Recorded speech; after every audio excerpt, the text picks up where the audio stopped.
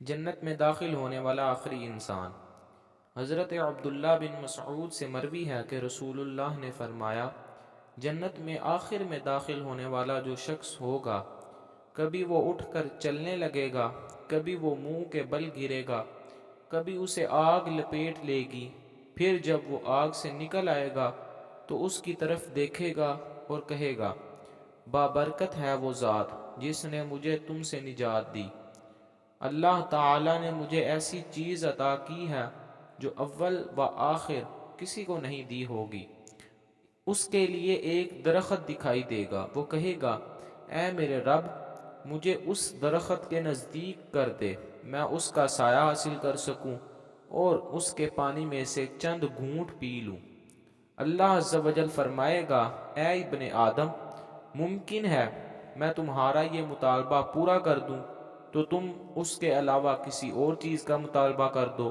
وہ کہے گا، نہیں اے رب، اور عہد کرے گا کہ اس کے علاوہ کوئی اور مطالبہ نہیں کروں گا، اور اس کا رب اس کا عذر قبول کر لے گا، کیونکہ وہ دیکھے گا کہ اس سے صبر نہیں ہو رہا۔ اللہ اسے اس درخت کے قریب کر دے گا، وہ اس کا سایہ حاصل کرے گا اور اس کا پانی پیے گا۔ پھر اسے ایک دوسرا درخت دکھائی دے گا جو اس سے بھی بہتر ہوگا۔ وہ کہے گا، اے میرے رب، مجھے اس کے قریب کر دے تاکہ میں اس کا پانی پی سکوں اور اس کے سائے سے لطف اندوز ہو سکوں۔ میں اس کے علاوہ تجھ سے کوئی اور مطالبہ نہیں کروں گا۔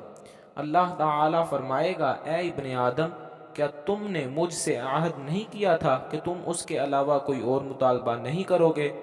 ممکن ہے اگر میں تمہیں اس درخت کے قریب کر دوں تو تم کوئی اور مطالبہ کر دو۔ وہ عہد کرے گا کہ اس کے علاوہ کوئی اور مطالبہ نہیں کرے گا، اور اس کا رب اس کا عذر قبول کر لے گا، کیونکہ اللہ تعالیٰ دیکھے گا کہ اس سے صبر نہیں آ رہا، اللہ تعالیٰ اسے اس درخت کے قریب کر دے گا، وہ اس کے سائے سے لطف اندوز ہوگا اور اس کا پانی پیے گا۔ پھر جنت کے دروازے کے پاس ایک اور درخت دکھائی دے گا جو پہلے دونوں درختوں سے زیادہ خوبصورت ہوگا۔ وہ کہے گا، اے میرے رب، مجھے اس درخت کے قریب کر دے تاکہ میں اس کے سائے سے لطف اندوز ہو سکوں اور اس کا پانی پی سکوں۔ اس کے علاوہ تجھ سے کوئی اور سوال نہیں کروں گا۔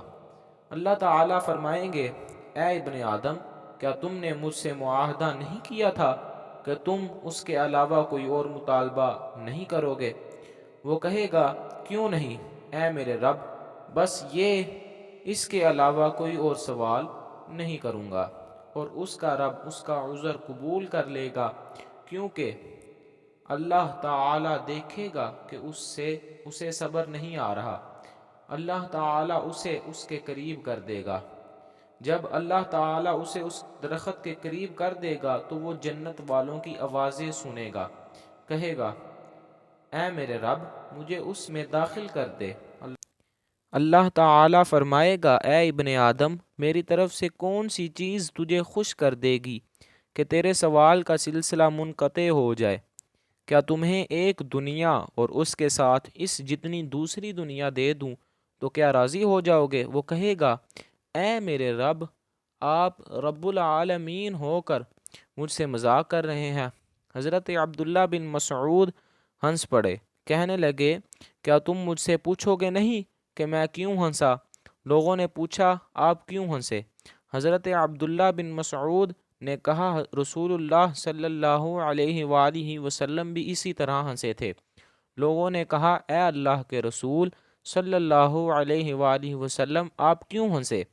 آپ صلی اللہ علیہ وآلہ وسلم نے فرمایا، اللہ رب العالمین کے ہنسنے کی وجہ سے جب اس نے کہا، کیا آپ رب العالمین ہو کر مذاق کر رہے ہیں؟